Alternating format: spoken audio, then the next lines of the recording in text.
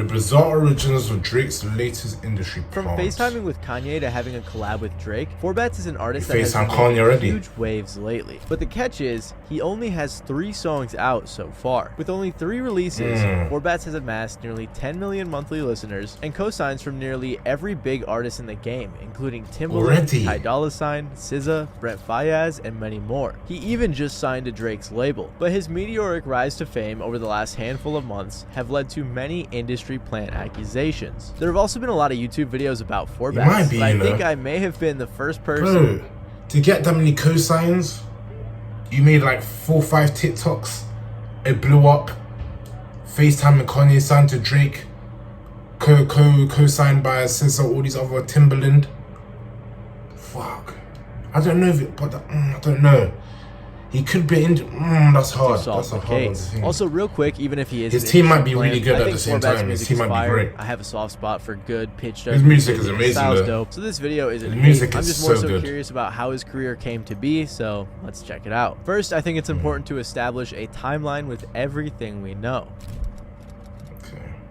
Before he released any music, he said to Genius in an interview, "I've been taking music seriously since I was like 14. I was just scared. I used to be on YouTube, and I looked up how to blow up." He also mentioned that he had been procrastinating until he decided to make music. But that's pretty much all we know about his life before 2023. Then on June 27th of 2023, batz released his first song called Act 1 Stickers 99. The song wasn't produced by any big name producers, and it didn't really get a ton of attention right away, at least compared to what he has now. Fast forward a few months, and he released a music video for Act 1 as well. The music video helped out a lot, and by December of 2023, he had 40,000 TikTok followers, 260,000 monthly listeners, and 2 million streams on Act 1. Then, 2 months later, he released his second song, Act 2 Dated 8, accompanied with a music video. A few days later, he released his From the Block performance of Act 2, which was a huge moment in his career. If you're familiar with the From the Block series, I'm not lying to you. He might be an industry plant, but he's a great one. I'm not lying. He actually deserves it. If he's an industry plant, he deserves it. I'm not lying. His music is amazing. Right? From 2 songs, you blew up like that. But it happens. You can't really call him an industry plant because if the music blows up like that, his TikTok was getting millions of views. So it could be a thing where like if Drake saw that, his team might have saw that, like, get this guy in a remix. It could happen like that. You never know. Because remember all the other artists that blew up, there was Pop Smoke that blew up out of nowhere. Got 100 million views in like 3 months. Who else was there? X blew up. Juice WRLD blew up. No one really knew Juice WRLD before the Lyrical Lemonade. Let's be real, he blew up like that. So it could be like TikTok, could be like the places he's putting his music at that's making him blow up. You can't really call him an industry plant if he blew up on TikTok. And you can't really call people industry plant if their team is making these things work.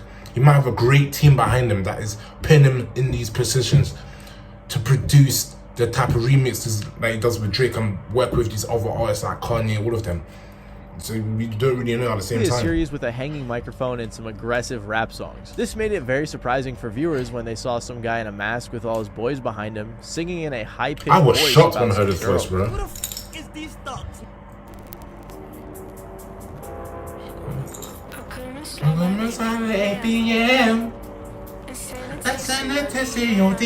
A clip of this performance went super viral on TikTok and had tons of popular streamers and creators. His voice is amazing, bro. Wait, that's the singer of the song? What the hell? Yo, never judge a book by its cover. He even had Timbaland reacting to it. The marketing idea of juxtaposing batz look with the song was an amazing idea that worked out super well. See, he's smart as well. You can't call. See, he's smart. You can't call him industry plant if he's smart, but like I said, as the song went viral, he also got cosigns from tons of celebrities, was FaceTiming with Kanye, and even got a remix with Drake, which is crazy for a guy with just 3 songs. He even had Robin Thicke doing a cover of his song. Not only that, but the song debuted at 77 on the Billboard Hot 100, rose to 59, and with the Drake feature has a chance of going #1. As Act 2 was blowing up, batz followed up a couple months later with the song Act 3 On God. along with another music video. His debut 3-part act was clearly very well thought out and executed, and it was also super successful. At the time I'm recording this, 4batz has over 600,000 followers on Instagram, over 100,000 on YouTube, 600,000 on TikTok, and millions of monthly listeners. After the virality of Act 2, there were multiple major labels in talks with his team about signing a deal. Not only that, he just released a remix of Act 2 with Drake, which is absolutely crazy that just 3 songs in and his first feature is from Drake himself. And as I'm writing this actually, he just signed a 1 EP deal with Drake's OVO record label. And like I said, there's a million industry accusations about 4batz. There's been so much debate about where he came from and who he's with, but with my investigation, I think I was actually able to figure out what happened.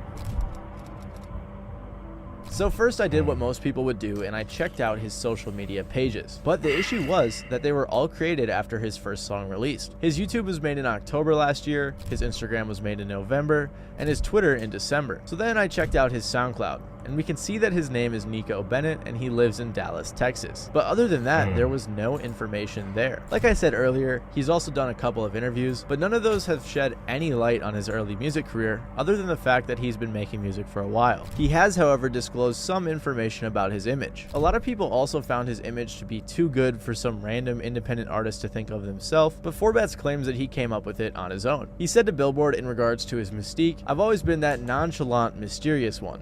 It ain't like a plan that we do. What I do is I give people a little bit of something." He also said that he did the 3-part act because he wants to tell his story in a certain way. So again, there was no information there. However, one piece of information that's been floating around lately is that his manager is a lady named Amber Baker. Amber Baker, or Ambra G as she goes by online, is a creative strategist and content producer, according to her LinkedIn. She currently works at RCA Records, and said she has experience working with labels like Atlantic, Capitol, Sony, and more. I told you. I fucking told you. I told you. It's his team. It's the team behind him. I told you. I'm always right. I'm always right. I'm always right. Get to know I'm always right. I'm telling you. It's the team behind him that makes him work with these other artists. I'm telling you. It's always the team. You can't call people industry plant.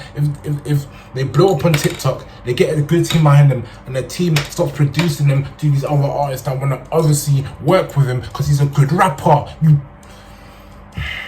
He has also worked with artists like Gunna, and these are the people that call me industry plant. Gucci Mane, probably Lil not. Baby, Doja Cat, and See, many Weekend, more. bro. We also know, thanks to my friend 1111 on YouTube, that Amber is amazing at creating an image for an artist. It's a look, it's an experience. Exactly. Controlling the narrative. I'm passionate about that. I went to HBCU, went to Howard. 11 was also able to find her Pinterest, which has Howard a collection University, of posts smart as titled heck. The 5 Acts of 4batz, which has a ton of images she used for inspiration to help craft his image. He found images that inspired his cover art choices, images that inspired his music video thumbnails, and much more. But that doesn't confirm whether or not he's an industry plant. We don't know when they started working together. It could have been after his virality, for all we know. We also don't know if that means he's signed to RCA Records. His music hasn't been released under a label, but some people even speculate that a label is helping him on the low. However, after some more digging, I found some information that I thought might be able to help us solve this case. After doing some digging, I found a SoundCloud account with some music that sounds a lot like 4batz. She saw me going up, and she thinks she up. You know it's not like that. The fuck is that? You say you miss my girl, it's not for us. You know it's not Song's amazing.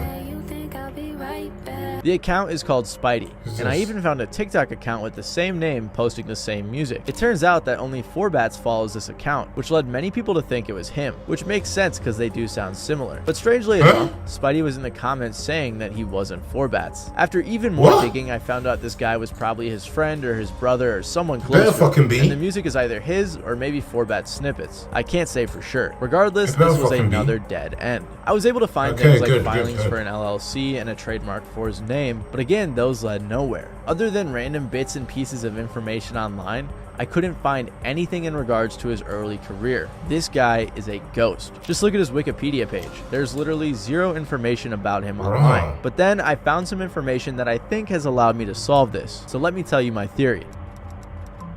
Okay.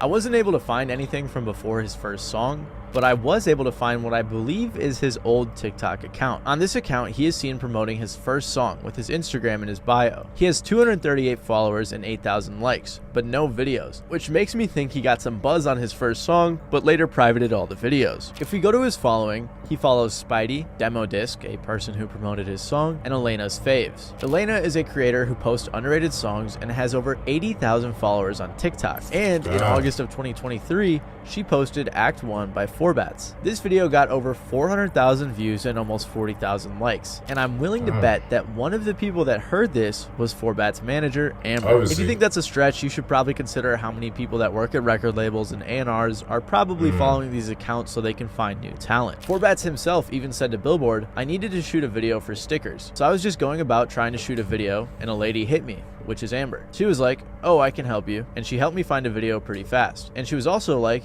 "Yo, I manage." And this would make sense because all of his social media accounts were created after August. His Oh, first so music she video was created released in all the October, accounts 2 and shit months for after him. he likely got connected with Amber. I also found a TikToker named Kendall So who I said told batz's you, management it's a reached team out to behind him him, in bro. October for promo. Before he even blew up, I actually got hit up to promote his first song.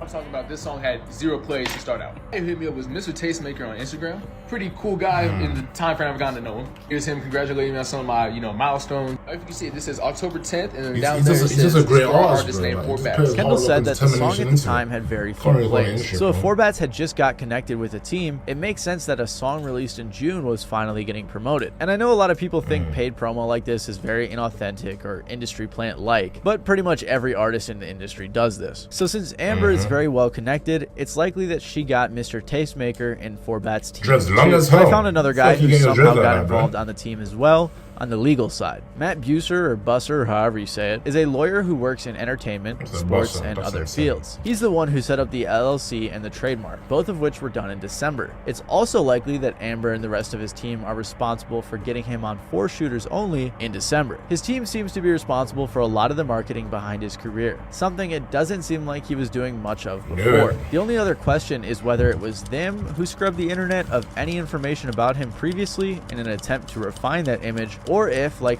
batz himself said, he just likes to be mysterious. But some people have Which is also a good pointed thing. out You his need to be relationship mysterious with in this Video, industry, a though. distribution company with a lot of You pull really in the do. industry, who have also worked if with you Section don't, people Red. would Well, just there were wanna a know few your sentences business. in the Billboard article that I think were overlooked and give us some more insight on batz's career. A senior VP and A&R at DMG said, "We've all been burned to a certain degree," in reference to labels signing artists that are coming out with a viral hit. The writer of the article continues, "As a result, labels have been more circumspect when it comes to signing artists with viral singles in the last 18 months. They've also been trying to connect with more acts earlier in their careers via low-cost distribution deals. That way, they have a pre-existing contractual relationship if one of those signings starts to take off." So once he got connected with Amber and the rest of his team, it's likely he also got connected with some distributors. Or on the flip side, maybe some labels hooked him up with this distribution after seeing the virality of Obviously Act work 2. close We to really that can't other say for artists as sure. well. But really that leaves us with one more big question. How did batz get that Drake feature? Well, it's no question Drake Yes. likes to help out artists when they're smaller. That's why the whole Drake feature effect is He always such a does big the. deal. And He's done it with how many rappers? He's done it with.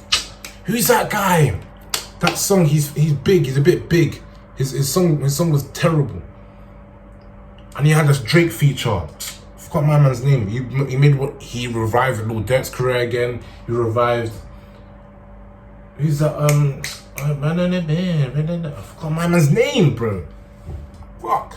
What's his name? I can't even remember. I'm I sure remember that later. batz's having a team as well connected But as they Drake are. always didn't revives hurt people's either. careers, We though. He also would like can't to work forget the with immense small artists all virality the that time. his song Dated 8 had, which also had to have been very helpful in his blow up. If I really wanted to go conspiracy theory mode, I could say a label has secretly been with him from the start, but that wouldn't really make sense because he just signed. He had some help and has a very solid team, but technically speaking, he isn't a plant. At least if you go by the Thank definitions that say you need a major label He's not. backing. I've seen He this does shit have a lot everywhere. of It's industry industry, but he's connections, not. and he got hooked up with a great team that recognized his talent and wanted to put him on, and they did a great job, since now he's signed to Drake's record label. So to me, it seems unfair that people are propping him up to be some guy who is like a puppet you. in some major label's evil scheme to make money. His story It's his honestly team. seems believable as is. So sorry if my hypothesis, which I'm like 95% sure is accurate, was a letdown. But to be honest, that's just how the music industry I told you, it's his team. It's the people that work behind the scenes that help him get all these features. You can't be industry porn if you blow up like that and people are like, nah.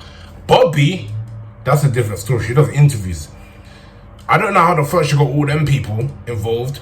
Fucking Tiger, them man. Even the person that the owner of the Mavericks, my man, him. I don't know how she got him in an interview. She's an industry plant. This guy's not. He blew up from TikTok, from his music, and then he just spread it everywhere. And one song blew up, and now he's got a manager. Now the whole team's working with every other big artist. Now every other big artist want to work with him. He just put his hard work and dedication. That's it.